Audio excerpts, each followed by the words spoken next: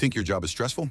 Imagine a line of work where early retirement usually involves a cup of radioactive tea, an accidental fall from a balcony, or just vanishing into thin air. Welcome back. Today we aren't just looking at history books. We are looking at the police files that never got closed. We're talking about the most mysterious, sketchy, and straight-up bizarre deaths of political figures.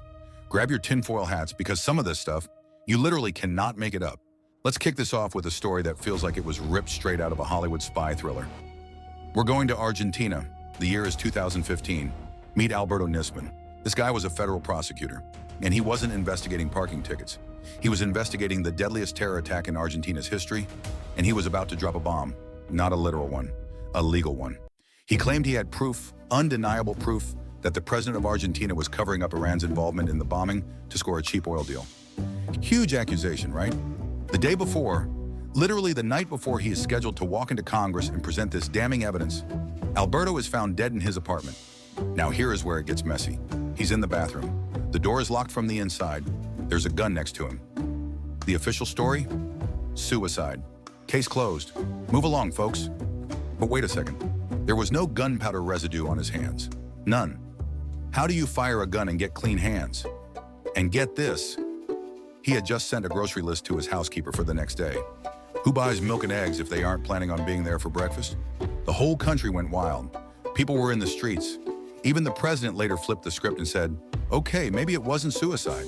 But to this day, we still don't know who was in that room. It's a locked room mystery in real life, and the only guy with the answers took them to the grave. But hey, sometimes they don't find a body at all. Let's rewind a bit to 1967, Australia. Imagine the president of the United States just went for a swim at the beach and never came back. Sounds impossible, right? The Secret Service would be all over that. Well, meet Harold Holt, the Prime Minister of Australia. Harold loved the ocean. He was a spearfisher, a strong swimmer, a total outdoorsman. One Sunday, he heads down to Cheviot Beach. The surf is rough, like really churning. But Harold, he dives right in. His friends are watching from the sand. They see him swimming out, getting further away. The water is bubbling around him, and then, poof, gone. No splash, no cry for help, just erased. They launched one of the biggest search operations in history. Divers, helicopters, the whole 9 yards. They never found a trace, not a single thing. Naturally, the theories went absolutely bananas. Some people said he was eaten by a shark. Okay, plausible. But then you have the people who swore, and I mean swore, that he was actually a Chinese spy who had finished his mission and was picked up by a submarine waiting off the coast. Others said he faked his death to run away with a mistress, or that the CIA took him out because he wanted to pull troops out of Vietnam. The official verdict? Accidental drowning. But it is wild to think that a world leader could just dissolve into the ocean while people were watching. It's a reminder that sometimes nature just doesn't care who you are. Okay, let's ramp up the creepiness factor. Let's talk about the octopus. No, not the animal. I'm talking about Danny Casolaro. Danny wasn't a politician, but he was a freelance journalist digging into a political conspiracy so massive, he called it the Octopus. He believed a small group of rogue intelligence officers and heavy hitters were controlling everything, from software spying to the Iran-Contra scandal. He told his brother, I have to be careful. If an accident happens, it's not an accident. Famous last words, right? August 1991, Danny goes to a hotel in West Virginia to meet a source who was supposed to bring him the final piece of the puzzle, the smoking gun. Instead, the maids find Danny in the bathtub. His wrists had been slashed, not once, not twice, 12 times. The scene was a bloodbath, but here is the kicker. The police ruled it a suicide almost immediately. They even embalmed the body before the family was barely notified, which, by the way, destroys almost all the forensic evidence. Convenient, huh? And his notes? That massive accordion file full of evidence he carried everywhere? Gone. Missing. Witnesses saw him meeting with a mystery man in the hotel bar the night before, but nobody knows who he was. Did Danny find the octopus, or did the octopus find him? You tell me, because slashing your own wrist 12 times seems like a really inefficient way to go out. And finally, we can't do this without talking about the most Hollywood-style assassination of the modern era. Alexander Litvinenko. This guy was former KGB, a Russian spy. He defected to the UK and started spilling the tea on corruption in Moscow.